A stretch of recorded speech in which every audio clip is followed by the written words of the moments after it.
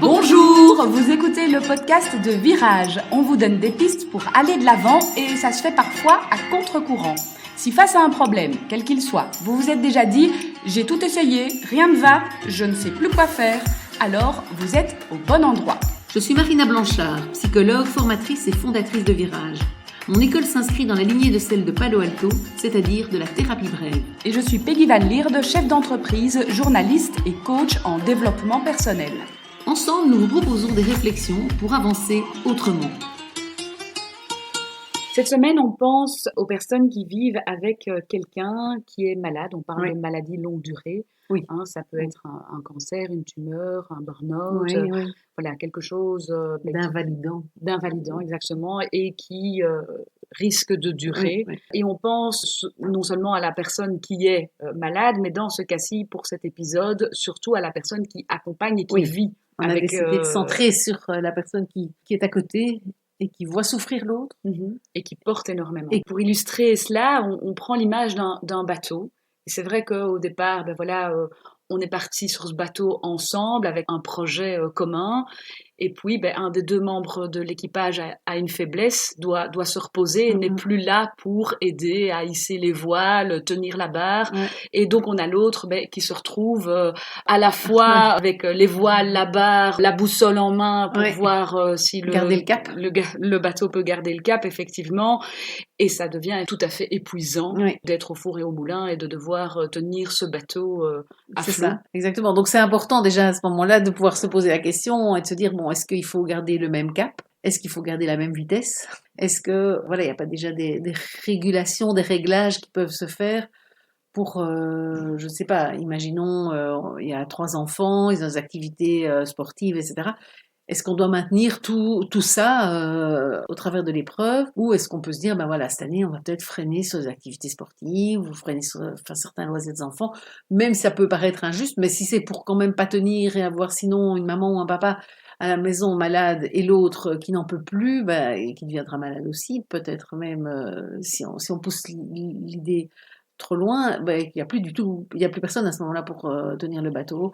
Est-ce qu'il ne vaut pas mieux ralentir le rythme que de voir le bateau sombrer ?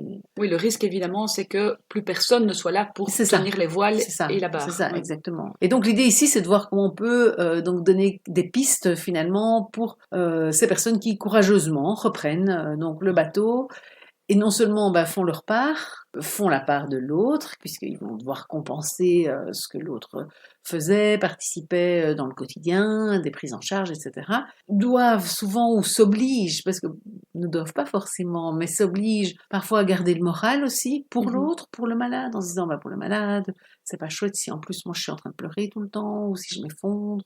Oui, c'est ça, on doit surpositiver parfois, certains surpositifs parfois pour effectivement que le moral soit au beau fixe pour tout le monde. Voilà, essayer de garder une ambiance sympathique sur le bateau. Alors qu'on n'a pas forcément toujours une incidence sur les vents et l'orage qui peut survenir. Voilà, et que aussi se décourager, moi je dis souvent, parce que il y a des personnes que je vois qui me disent, oui, pour les enfants je tiens bon, pour les enfants, je montre pas aux enfants que je suis malheureuse dans par exemple une séparation, je pense à un autre cas de figure même, et je dis souvent, mais en fait vous pouvez vous autoriser devant vos enfants, parce que voir maman être triste parce que papa est malade, c'est légitime en fait, et c'est même rassurant pour les enfants parce qu'eux-mêmes ressentent de la tristesse. Et en fait, ça, je pense que c'est un des points vraiment importants sur lesquels on va insister, c'est de dire autorisez-vous à être pas bien, autorisez-vous à être fragile, autorisez-vous à montrer des faiblesses, et même, j'ai envie de dire, c'est un cadeau qu'on fait à ses enfants, parce qu'en se montrant triste, on les autorise eux à exprimer leur tristesse. Que si on fait semblant que tout va bien, alors qu'en fait tout le monde sait bien que ça va pas, parce que c'est pas normal, papa avant il allait au boulot, maintenant il y va plus, parce qu'il est malade, parce qu'il a un burn-out, quelle que soit la raison, les enfants se rendent bien compte qu'il y a quelque chose qui va pas, et si la maman elle est là à dire allez, vive la vie et tout va bien, il y a quelque chose qui sonne faux, et eux, ça veut dire ils vont se dire, on n'a pas le droit d'être triste, on n'a pas le droit. Or, ça, c'est pas un cadeau qu'on fait à nos enfants, évidemment, puisque c'est important qu'ils puissent exprimer leurs émotions et apprendre à les exprimer. Et donc, c'est en montrant les nôtres, finalement, qu'on leur donne cette autorisation-là. C'est aussi un cadeau qu'on peut se faire à soi-même, Et parce que évidemment, s'autoriser évidemment, à ressentir les oui, émotions qu'on ressent plutôt que de mettre un capuchon dessus, oui, ça peut aussi nous aider dans un long terme à oui, garder le oui, à cap. tenir, pouvoir s'autoriser à craquer de temps en temps, c'est vraiment important. Et puis, Il y a l'aspect logistique aussi, oui, hein, de tout ce qu'on porte. porte exactement. Euh, on ne sait pas tout porter. On n'a que 2 bras, 2 mains. Voilà, tout à fait. C'est pour ça que ça va être important, effectivement, de ralentir le rythme de fonctionnement probablement de la maison pour ne pas continuer à vouloir que tout soit comme avant alors que c'est plus comme avant. Quelque part, c'est un peu un travail aussi d'acceptation et de se dire, voilà, alors on ralentit le rythme. Autre chose, c'est évidemment de demander de l'aide, On peut faire bien monter quelqu'un à évidemment. bord. Voilà, voilà, prendre une aide, tout à fait, un mousse supplémentaire à bord pour pouvoir tenir la grand voile, ce qui nous permettra de pouvoir juste tenir le gouvernail à certains moments et pas devoir être partout à la fois. Et donc s'autoriser des pauses aussi, peut-être s'autoriser parfois d'arrêter le bateau et de se dire, ben moi je vais faire un petit tour seul dans ma barque et peut-être un petit plongeon calmement dans l'eau qui est calme pour le moment et s'autoriser des moments pour soi de ressourcement, hein, quelque part. Alors c'est plus facile à dire qu'à faire, Oui, hein. effectivement. Oui, c'est pas toujours évident. Alors peut-être Non, que du coup, les deux peuvent se combiner. Si j'ai un mousse qui évidemment, rejoint mon bateau, mm, j'arriverai peut-être plus facilement à quitter ce c'est bateau sûr, pendant c'est sûr, un oui, temps oui. déterminé, parce qu'effectivement, avoir le sentiment de complètement abandonner l'autre et de quitter le C'est navire, impossible, oui, c'est oui, oui, compliqué. oui, oui. Et donc c'est pour ça que c'est important de pouvoir reconnaître ses limites et cette fragilité, se dire là j'ai besoin d'aide, plutôt que se dire ben pour l'instant je tiens encore le coup, je tiens encore le coup, je tiens encore le coup, parce que le problème c'est que là on investit à court terme quoi, Mhm.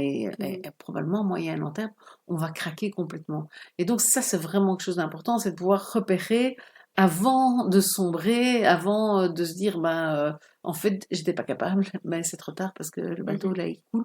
Donc c'est vraiment important de pouvoir sentir ses limites et du coup, comme tu disais tout à l'heure, de se dire, bah voilà, je ressens quoi et de regarder ses émotions et pas mettre un couvercle, quoi, hein, et se dire, je Mhm. ressens que je suis à bout. Ok, mais qu'est-ce que je fais parce que je suis à bout? Je réagis, j'en tiens compte, j'écoute ces signaux de mon corps, de mon esprit, de mes pensées. C'est vraiment important.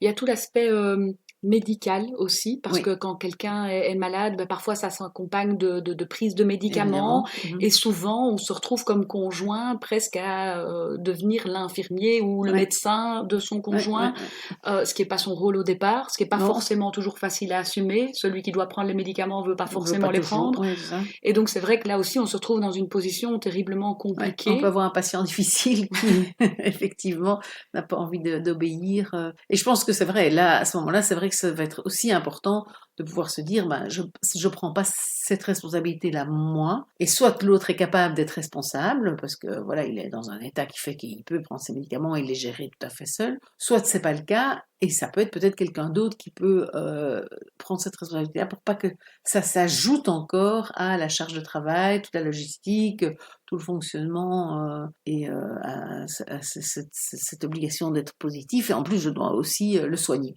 Mhm. Non, quelque part, ça, je pense que c'est important. Si on peut se protéger de ça pour pas se retrouver à soigner l'autre envers et contre lui, en plus parfois, parce qu'effectivement, tout le monde n'est pas patient quand on est patient. Et donc, effectivement, c'est important de pouvoir se mettre cette limite-là aussi et de déléguer. S'autoriser en fait à penser que c'est difficile, ouvrir Oui, une porte soit pour accueillir de l'aide, soit pour pouvoir sortir oui, soi-même oui, oui. et aller chercher du réconfort ou du ressourcement Ouais, ailleurs, mais en tout cas, voilà, pouvoir accepter que l'autre est malade et donc c'est certainement difficile pour lui, ouais. mais quand on vit à côté, C'est c'est difficile difficile aussi, aussi. oui. Et ça, c'est vrai que c'est pas évident parce que effectivement, comme c'est l'autre qui est stigmatisé comme le pauvre, moi je peux pas me plaindre quelque part. Et moi je suis en bonne santé, je peux pas me plaindre. Mhm. Moi j'ai encore la chance de pouvoir faire ceci ou de pouvoir faire. Oui, mais en même temps, je porte quand même tout le reste, toute la famille sur le dos, etc., à bout de bras. Et donc c'est vrai que c'est important de pouvoir avoir aussi des personnes à qui chez qui je peux déposer combien c'est difficile pour moi Mhm. sans avoir besoin toujours de dire oui mais c'est encore pire pour lui hein. Parce qu'il y a certains capitaines qui ne vont pas du tout en parler et vont porter le truc Ouais. tout seul. Mm. Et donc là, le conseil qu'on peut donner, c'est peut-être de choisir une ou deux personnes. En tout cas si ça s'avère nécessaire mais Oui, oui oui oui tout à fait de choisir choisir une ou deux personnes chez qui je peux déposer aussi ce qui est le trop-plein pour moi. Parce qu'il y a un trop-plein, c'est pas possible de tenir le bateau tout seul. Et puis, il y en a certains aussi qui font des appels radio systématiques Oui. et qui n'arrêtent pas de demander de l'aide et des conseils à gauche, à droite, ce qui n'est pas forcément non plus toujours aidant. Mais non, parce que ça veut dire que si je suis au boulot et que je parle tout le temps de mon mari malade à la maison, ben, mes collègues me parlent toujours de mon mari malade à la maison, et c'est comme si le problème de la maison envahit tout le territoire du boulot, j'ai envie de dire, alors que peut-être ça pourrait être plutôt un endroit où je reprends de l'oxygène, parce que je fais autre chose, parce que si j'aime mon boulot, ben je me nourris de ce boulot. Et donc ça peut être inadapté, effectivement, d'en parler tout le temps et partout. Même si c'est beaucoup, c'est lourd. Bon, d'abord, il y a des personnes avec qui on peut en parler aussi, qui existent. Et puis, choisir, sinon, dans les personnes avec qui j'ai envie d'en parler vraiment. Et peut-être d'autres, se dire, voilà, j'ai pas envie qu'on parle tout le temps que de mon mari malade, en fait. Parce que ça m'empêche de vivre et de respirer ailleurs. Donc, que retenir aujourd'hui de cet épisode ? Il y a 4 axes en fait. Il y a d'abord le fait que je dois continuer à faire mes tâches à moi. Alors c'est pas parce que l'autre est malade que moi je vais plus travailler. Mais par contre, peut-être je peux regarder comment déjà alléger des choses dans ma partie. La deuxième chose, c'est que je vais avoir les tâches de l'autre, évidemment, qui me retombent dessus, puisque la logistique, je vais la porter toute seule. Donc, et là, comment est-ce que je peux me faire aider ? Comment est-ce que je peux avoir des moments où je souffle aussi pour ne pas être tout le temps dans l'action et donc avec le risque de ne pas tenir, donc, parce que c'est vrai que c'est bien de s'activer pour que les enfants aillent bien, pour que tout aille bien, pour que mon conjoint aille bien, mais au risque de m'épuiser et que alors ça n'ira plus bien pour personne. La troisième chose, c'est le fait d'essayer de garder à tout prix une ambiance positive, de la joie de vivre, de rester positif. Non, je peux aussi être mal à certains moments, je peux montrer à mes enfants qu'on a le droit d'être mal, je peux en témoigner par mon comportement, et je pense que c'est un cadeau qu'on fait aux enfants. Et puis la quatrième chose, c'est cette idée de soigner l'autre. En plus de tout ça, je dois en plus prendre soin de l'autre, je dois le soigner, le guérir, veiller à ce qu'il prenne ses médicaments. Et là, je pense que c'est vraiment important de responsabiliser l'autre là-dessus, qu'au moins cette part-là lui revienne.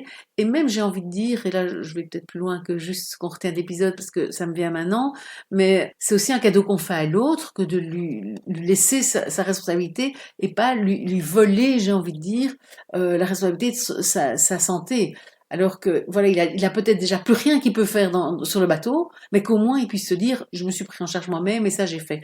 Et d'ailleurs, peut-être qu'il y a même d'autres choses. Je me dis qu'on peut continuer à demander à quelqu'un de malade. Quelqu'un de malade n'est pas non plus invalide à 100% forcément. Et peut-être que simplement mettre un enfant près du papa malade en disant à l'enfant, voilà, lis-lui ta poésie pour l'école plutôt que soi-même. Enfin, voilà, il y a peut-être même des choses qui sont possibles de lui déléguer. Voilà, j'ai un peu dépassé le petit résumé qu'on essaie de faire en fin d'épisode, mais voilà, parce que j'avais une idée qui me venait en plus.